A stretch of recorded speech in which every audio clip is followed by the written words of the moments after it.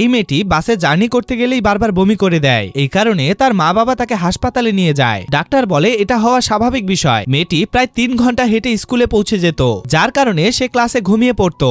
একদিন তার শিক্ষক তাকে বলে তুমি দৌড় খেলায় অংশগ্রহণ করো। পরের দিন মেয়েটি কোচের সাথে দেখা করতে যায়। কোচ তার প্র্যাকটিস শুরু করে দেয়। প্রথমে সে দৌড়াতে গেলে হাঁপিয়ে যেত, কিন্তু সে এরপরে কঠিনভাবে প্র্যাকটিস শুরু করে, যেন তার উদ্দেশ্য হলো তাকে সফল হতেই হবে। একদিন তার কাছে একটি চিঠি আসে, যেখানে লেখা তাদের সবাইকে দৌড় প্রতিযোগিতায় অংশগ্রহণ করতে হবে, কিন্তু সমস্যা হলো তাকে বাসে যেতে হবে। এই কারণে সে অনেক ভয় পেয়ে যায়, যার কারণে সে বাসের ভেতরে কোনো কথা পর্যন্তও বলে না। গন্তব্যে পৌঁছে তাদের রেস শুরু হয়, কিন্তু সে জার্নি করার কারণে দৌড়াতে পারে না, আর সেখানেই জ্ঞান হারিয়ে ফেলে। সে দৌড় প্রতিযোগিতায় অংশগ্রহণ করতে না পারায় অনেক কান্না করে। এরপর থেকে সে আরো বেশি প্র্যাকটিস শুরু করে। সে শুনতে পায় তাদের আবার ফাইনাল ম্যাচ হবে। এটা শুনে সে অনেক খুশি হয়ে যায়, কিন্তু সমস্যা হলো ম্যাচের জায়গা প্রায় 100 কিলোমিটার দূরে। সে বাসে জার্নি না করার জন্য হেঁটে রওনা দেয়। সে ঘন্টার পর ঘন্টা হাঁটতে শুরু করে। রাতে সে পায়ে অনেক আঘাত পায়, কিন্তু তবুও সে থামে না। সে প্রতিযোগিতা শুরু হওয়ার আগেই পৌঁছে যায়। প্রতিযোগিতা শুরু হলে সে সবাইকে পিছে রেখে প্রথম হয়ে যায়।